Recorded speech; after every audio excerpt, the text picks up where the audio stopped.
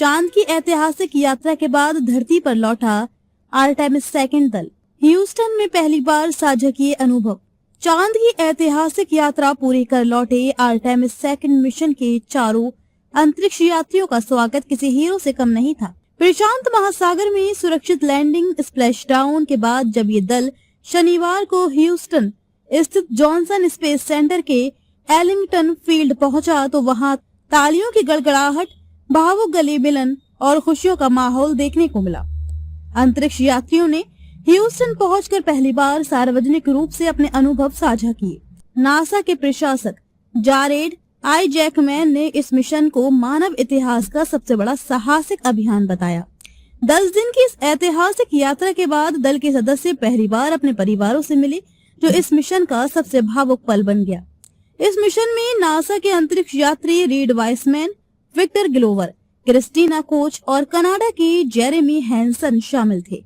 इस दल ने चांद के चारों ओर ऐतिहासिक फ्लाई बाय पूरा किया और अंतरिक्ष में अब तक की सबसे दूर की मानव यात्रा का रिकॉर्ड बनाया। यह मिशन भविष्य के चंद्र अभियानों की नींव रखने के लिए एक परीक्षण उड़ान था, लेकिन इसके अनुभव और उपलब्धियां इसे खास बनाती हैं। परिवार से दूरी, भावनाओं का सैलाब।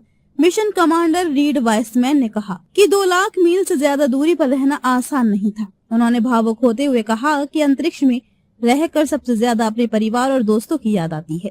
वाइसमैन ने कहा, ये मेरे जीवन का सबसे खास अनुभव था जिसे हम चारों हमेशा के लिए साझा करेंगे। वहीं विक्टर ग्लोवर ने इस यात्रा को शब्दों में बयां करना मुश्किल बताया और ईश्वर व अपने परिवार के प्रति आभार जताया। धरती हमारा असली घर। क्रिस्टीना कोच ने अंतरिक्ष से पृथ्वी को छोटे से बिंदु के रूप में देखने के अनुभव को साझा करते हुए कहा कि इस यात्रा ने उन्हें एक नई सीख दी। पृथ्वी हमारा साझा परिवार है।